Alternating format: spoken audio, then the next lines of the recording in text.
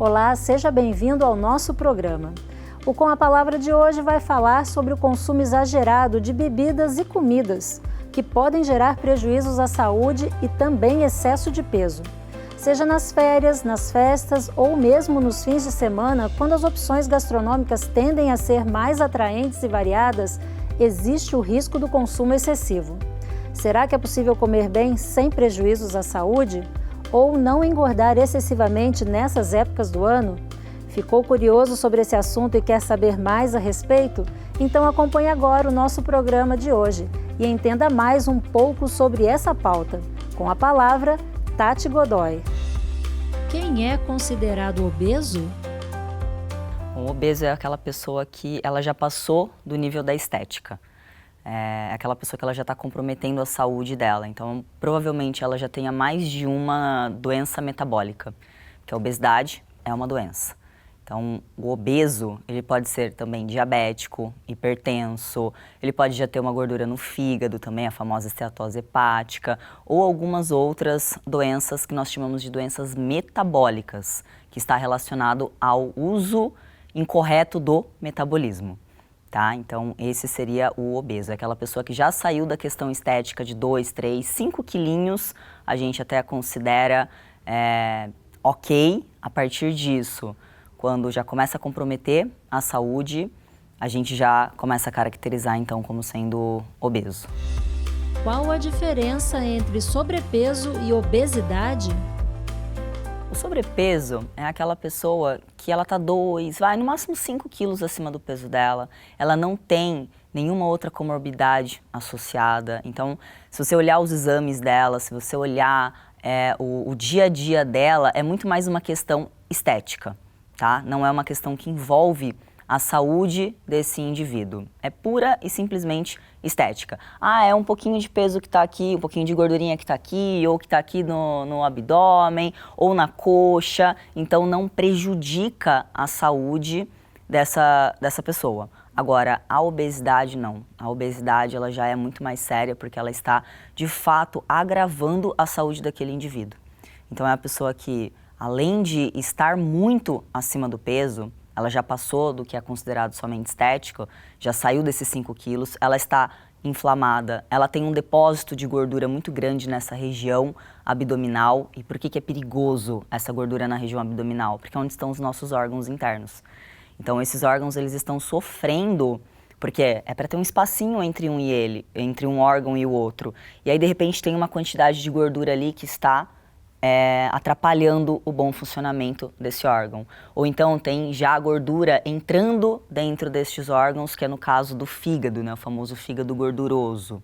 Então a obesidade ela está muito mais relacionada à perda da saúde, onde o indivíduo, além de estar acima do peso, ele também está comprometendo o bom funcionamento dos órgãos dele, atrapalhando a saúde num contexto geral. O que é o efeito sanfona? O efeito sanfona, o próprio nome já diz, né? Sanfona, vai e volta. Então é aquela pessoa que ela passa já anos e anos da vida dela nesse vai e vem, nessa briga com o peso dela. Então ela engorda 5 quilos, ela vai lá e emagrece os 5. Engorda, emagrece, engorda, emagrece. Ela não consegue ficar numa constância com o peso dela. Ela está sempre brigando com a balança, ela está sempre brigando com o espelho. E aí, para isso, a gente dá essa nomenclatura de efeito sanfona. Aquela pessoa que não tem constância. Ela está sempre na luta, ela está sempre brigando. Quais fatores favorecem o ganho de peso? Bom, primeiramente, o primeiro fator é não conhecer sobre a alimentação correta. Existe muito achismo hoje na literatura, na mídia também, muita informação incorreta. E aí as pessoas, não é culpa da população, vamos dizer assim, né? A gente vai seguir aquilo que a gente acha que é certo, mas nem sempre aquilo que a gente está seguindo é o certo. Existem muitos excessos. Outra coisa, a facilidade na qual a gente encontra muita comida processada, então a pressa, né, a querer tudo para aquele momento faz com que a gente acabe ganhando peso de maneira desnecessária. Segundo ponto, está associado ao sedentarismo. Cada vez mais a humanidade vem gastando menos caloria no dia a dia. Se a gente for parar e olhar para o nosso dia a dia, é controle remoto, o simples movimento do carro, que era uma manivela antes, hoje é um botãozinho que a gente aperta. Hoje, com a automatização das casas também, você tem um iPad, você tem um controle ali que controla a casa inteira, acende luz, apaga luz, acende televisão, desliga a televisão. Então, o sedentarismo atrapalha muito com a correria do nosso dia a dia. Eu falo que se não fosse pelo meu momento de atividade física, eu seria uma pessoa sedentária, porque eu passo muito tempo em consultório atendendo, né, gravando, fazendo vídeos. E aí, se não é o meu momento de treino para não ser uma pessoa sedentária, eu também poderia ser considerada uma pessoa inativa no meu dia a dia. E por último, que é o que mais tem atrapalhado as pessoas e que as pessoas não se dão conta disso, é a parte emocional. Cada vez mais as pessoas estão comendo as suas emoções, descontando na comida o cansaço, descontando na comida o estresse, descontando na comida fatores que muitas vezes elas nem prestam a atenção. Quais dietas devem ser feitas para evitar a obesidade? Primeira coisa, eu não gosto da palavra dieta. Toda palavra ela carrega junto com ela um significado e uma imagem própria. Então, quando a gente fala em dieta, qual é o significado que já tem na nossa cabeça? Restrição, sofrimento, privação, dor. Eu me imagino sentada no cantinho lá da minha casa, comendo frango, brócolis e batata doce, que é a imagem que todo mundo tem quando fala o termo dieta. Por quê? Porque isso ficou muito na mídia nos anos anteriores, por conta de uma série de pessoas que passavam falando sobre isso, né? Eu não vou citar nomes aqui, mas era muito falado na mídia isso. Clara de ovo também. Então todo mundo acha que é isso que precisa fazer para poder emagrecer. E não é bem isso. Só que quando a gente usa o termo dieta, é essa imagem, todo esse sentimento que vem à tona. Então eu gosto de falar numa mudança de estilo de vida. Por quê? Porque a dieta você vai acabar vivendo de efeito sanfona. Dieta tem dia, mês, hora e ano para começar, dia, mês, hora e ano para terminar. Agora, você nunca pensa assim, eu quero viver 30 dias, quero viver 90 dias. Não, então projetar para um estilo de vida saudável, no qual você vai passar a conhecer o seu corpo, porque aquilo que funciona para um, não funciona para o outro. Quando a gente fala em medicina a gente está englobando todas as áreas da saúde. Cada indivíduo é único, tem um biotipo. E o profissional da área da saúde que está guiando aquela pessoa precisa entender isso. Tem aqueles que vão ter mais facilidade com certo tipo de alimento, outros que vão ter outros, né, outro tipo de facilidade. E isso é o gostoso da brincadeira quando a gente fala sobre emagrecimento. É respeitar essas individualidades. Porém, a fisiologia do emagrecimento é uma só. Então a gente tem que... E a pessoa que está no processo de emagrecimento, ela precisa conhecer o próprio corpo dela. Porque senão a gente junta ali 10 pessoas e vai passar a mesma estratégia para as 10. Talvez uma tenha resultado. Nesse primeiro bloco, vimos a diferença entre sobrepeso e obesidade e quais dietas podem ser feitas para evitar esse problema e ter uma vida saudável.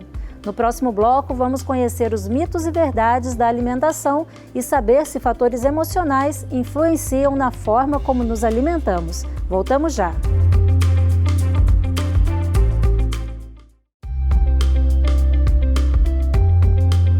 O Com a Palavra está de volta. Neste bloco, vamos saber que tipo de alimentos mais influenciam no ganho de peso e quais métodos nos auxiliam no processo de emagrecimento. Com a palavra, Tati Godoy. Quais alimentos e bebidas contribuem para o excesso de peso? Todos os alimentos, eles podem nos fazer ganhar peso. E isso é o mais curioso quando a gente fala sobre emagrecimento, porque as pessoas têm aquela falsa ideia de que a fruta não engorda porque é natural. Engorda. Carne não engorda porque é um alimento natural. Engorda. Do mesmo jeito que o pão, você tem que ficar sem comer pão porque pão engorda. Quem falou que o pão engorda? É a junção de cada um desses alimentos no final do dia né? Imagina que você tem um potinho. Se você comeu no limite daquele potinho, você vai ficar no 0 a 0. Você não vai ganhar peso. Se você comer um pouquinho abaixo daquele potinho, e tem um limite também para ser um pouquinho abaixo, emagrecimento não é ficar sem comer, tá? Se você come um pouquinho abaixo daquele potinho, que a gente chama de déficit calórico, aí você vai emagrecer. E se você comer para transbordar esse potinho? Que seja de brócolis, que seja de carne, que seja de salada, você vai engordar. Então não tem um alimento que de maneira isolada será o vilão da história. Tem alimentos que não fazem bem, de fato, para qualquer pessoa, estando acima do peso, estando no peso, estando abaixo do peso, são alimentos que não fazem bem, isso é fato. Agora, não tem um alimento que sozinho ele vai garantir que você vai emagrecer ou que você vai engordar. O que mais auxilia na perda de peso? Dieta ou exercício físico? Nós ganhamos peso e nós eliminamos peso. E eliminamos, não gosto nem da palavra perder, porque tudo que a gente perde, a gente acha. Esses tempos atrás eu perdi meu celular e eu fiquei super chateada. Então, troquem isso. É eliminar. Então, nós ganhamos peso e nós eliminamos peso pelo mesmo lugar, que é a boca. Tem um estudo que eu gosto muito de citar quando eu vou falar sobre isso, que ele fez um comparativo entre pessoas que só fizeram a mudança na alimentação, pessoas que só fizeram atividade física e pessoas que fizeram os dois. O grupo que mais emagreceu foi aquele que conseguiu associar os dois, a alimentação mais atividade física, certo? O grupo que veio na sequência, que emagreceu menos, mas que também emagreceu consideravelmente, foi o grupo da alimentação. E o grupo que menos emagreceu, que emagreceu ali 2 quilinhos e parou, foi o grupo da atividade física. Então, o que mais vai nos ajudar no processo de emagrecimento é a alimentação. Quando eu consigo incluir a atividade física, aí eu tenho um efeito que eu falo de potencializar o resultado. Mas a alimentação é o carro-chefe. A partir de que momento a obesidade passa a ser uma doença crônica? A obesidade passa a ser uma doença crônica quando a pessoa ela perde o controle. De fato, quando ela vive muito esse processo de engorda, emagrece, que é o efeito sanfona, né? Então, ela está o tempo todo ali, ela inflama, desinflama um pouquinho. Inflama mais, desinflama um pouquinho. O segundo ponto é quando, de fato, ela começa a ter doenças metabólicas associadas. Ela passa a ter uma síndrome metabólica. O que é a síndrome metabólica? É quando eu tenho já a obesidade, que já é uma doença metabólica, e aí eu tenho a associação de outra doença metabólica, uma ou mais doenças metabólicas, que é diabetes tipo 2, hipertensão arterial, a esteatose hepática e algumas outras doenças também. Então, é aí onde a gente tem que tomar um cuidado muito maior, porque eu faço associação de que é como se você estivesse na Dutra a 150 por hora todos os dias. Pode ser que não aconteça nada, mas pode ser que alguma coisa aconteça. Fatores emocionais também contribuem para o excesso de peso? Os fatores emocionais atualmente são considerados aí aproximadamente de 80 a 95% dos principais fatores quando a gente fala sobre ganho de peso. Existem muitos fatores. Hoje a gente na literatura tem 23 gatilhos emocionais que podem despertar uma pessoa para comer. Muitas pessoas acreditam que eu como por conta da ansiedade. A ansiedade é um gatilho secundário. Ninguém acorda falando eu tô ansioso, né? Normalmente aconteceu um fato e esse fato levou para a ansiedade. E aí a maioria das pessoas está tratando aqui, quando elas deveriam estar tratando a origem do problema, né? Porém, a ansiedade, vamos colocar assim, é um dos 23.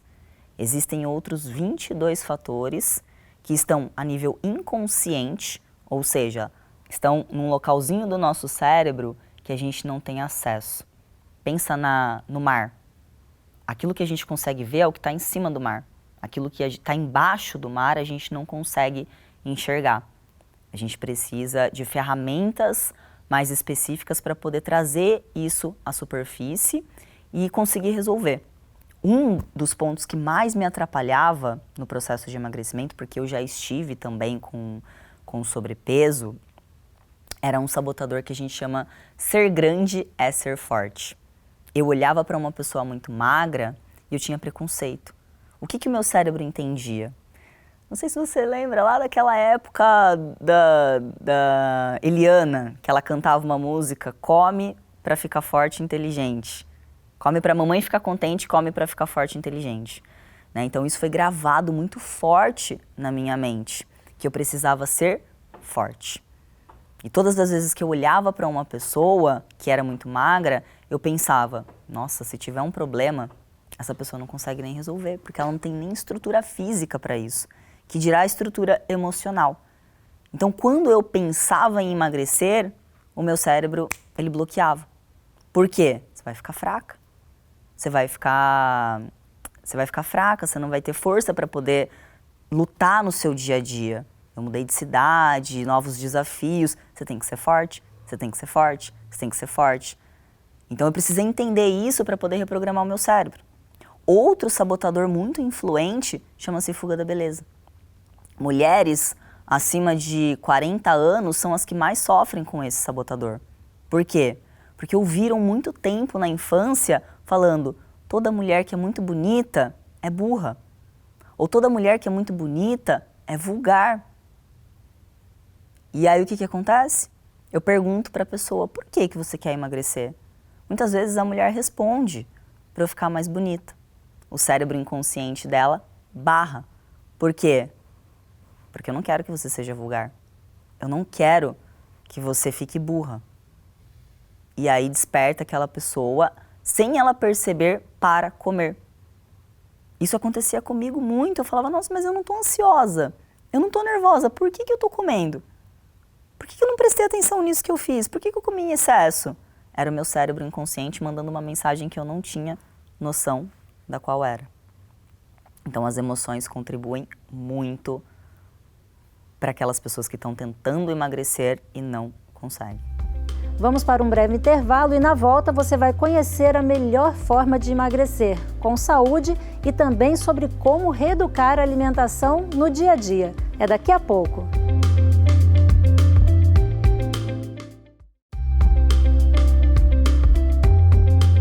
Estamos de volta. No último bloco do Com a Palavra de hoje, vamos ouvir sobre alguns métodos para a perda de peso e se algumas dietas podem causar distúrbios alimentares. Veremos também como manter a reeducação alimentar e participar de festas com tantas opções gastronômicas. Com a palavra, Tati Godoy. O contexto cultural em que uma pessoa está inserida influencia na questão da obesidade? Nós somos seres sociáveis, vivemos em comunidade. Se a gente for prestar atenção, o pato anda com pato, a cobra anda com cobra, o jacaré anda com jacaré, o ser humano anda com ser humano. E duas das necessidades humanas que são básicas do ser humano é o pertencimento e a aceitação. Então a questão cultural, ela entra nesse ponto, aonde eu olho e falo, poxa, tá todo mundo tomando refrigerante. Eu não vou tomar? Tá todo mundo comendo. Eu não vou comer? Quer dizer, inconscientemente está tendo uma mensagem ali de que eu não sou aceita no meu bando. Eu não pertenço ao meu bando. E o que significa isso? É um outro sabotador chamado de comida como padrão de afeto familiar e bioidentidade grupal. Então, quer dizer, eu olho para aquele contexto e todo mundo fala eu te amo através da comida. E todo mundo está ali compartilhando. A partir do momento que eu entendo que o que eu mais quero é o pertencimento e o amor, eu consigo sair dessa situação com outras ferramentas. Mas enquanto eu não percebo isso, eu ainda vou ter essa dificuldade de se eu não comer, eu não pertenço. Se eu não beber, eu não pertenço. Né? Porque é isso que a gente busca. Então a comunidade, a cultura também, elas influenciam demais no ganho de peso ou nessa tentativa frustrada de emagrecer e não conseguir. Existe algum método para perda de peso duradoura? Existe essa mudança, primeiro, da mente, né? Porque é uma pergunta clássica. Se você mudasse hoje o seu corpo, imagina que eu tenho uma varinha de condão aqui, mudei o seu corpo. Só mudei o seu corpo. Se você mantiver os seus pensamentos hoje, quanto tempo esse corpo dura? Então, o primeiro ponto que a gente precisa entender é, como é que está a minha mente? Poxa, se eu penso em comida 24 horas por dia e eu só mudar o meu corpo, qual é a chance de eu, de fato, manter esse corpo saudável? Né? Então, esse é o primeiro ponto. O segundo ponto é apostar na mudança do estilo de vida, na mudança do padrão alimentar. E eu não estou falando que você nunca mais vai comer a sua pizza, que você nunca mais vai comer o seu lanche preferido. Quando eu falo em processo de emagrecimento, eu estou falando em expansão. Não é deixar de comer aquilo que você comia antes, porque, eu vou deixar de gostar de batata frita. Jamais. Mas é também ampliar o seu paladar, gostar de outras coisas e entender que essa mudança de estilo de vida está muito associada à mudança da forma do pensar, está na mudança do sentir, está na mudança do ser aceito pelas pessoas, está na mudança completa, geral da tua vida. Mas é apostar de fato nessa mudança do estilo de vida e da maneira de pensar. Quais são as melhores formas de emagrecimento? Bom, a primeira coisa que a gente precisa pensar é na qualidade da nossa alimentação. Hoje em dia a gente tem feito o quê? Pacotinhos, saquinhos, embalagem, praticidade. Só que isso acaba custando muito caro, não só para os quilinhos a mais, mas para a nossa saúde num contexto geral. Então, começar a rever isso. E lá para trás, na época dos nossos antepassados, avós, bisavós, que comiam comida de verdade, voltar a comer comida de verdade. Só nesse processo de melhorar a qualidade da nossa alimentação, que esse é o primeiro ponto que qualquer profissional que vá falar sobre emagrecimento, sobre saúde, ele vai bater nessa tecla. Comida de verdade. A alimentação dos nossos bisavós. Não haviam tantos pacotinhos, né? Eles comiam pão, comiam. Não na frequência que a gente come hoje. Hoje é trigo em todas as refeições. Hoje é açúcar em todas as refeições, é refrigerante em todas as refeições.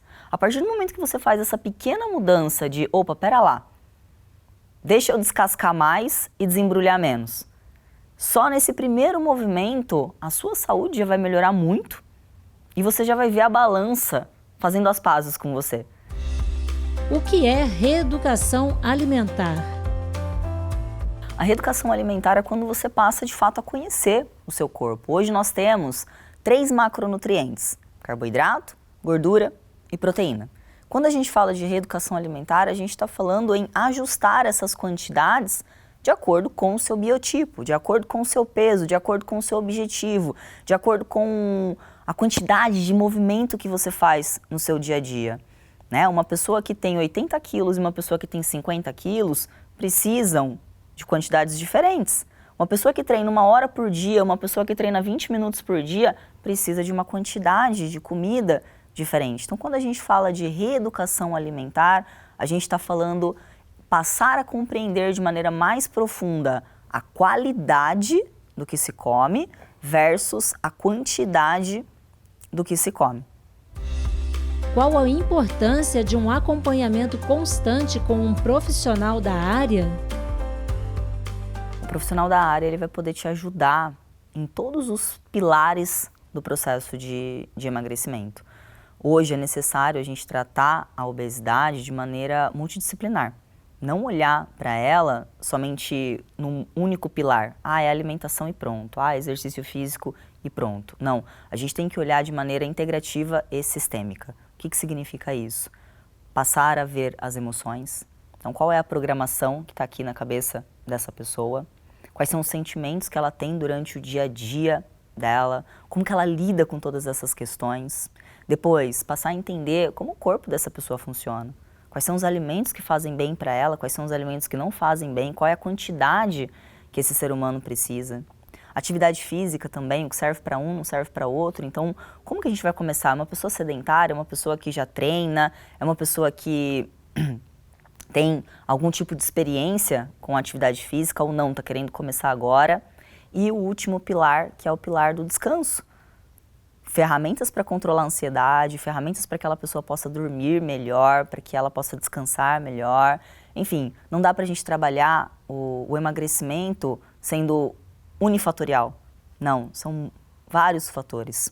Então, um profissional hoje, ele é importante para que ele possa olhar para todos esses fatores, olhar para aquele indivíduo como sendo um ser único e especial e ajudá-lo nessa caminhada. O Com a Palavra fica por aqui. Acompanhe o programa no nosso canal do YouTube. Obrigada pela companhia e até a próxima.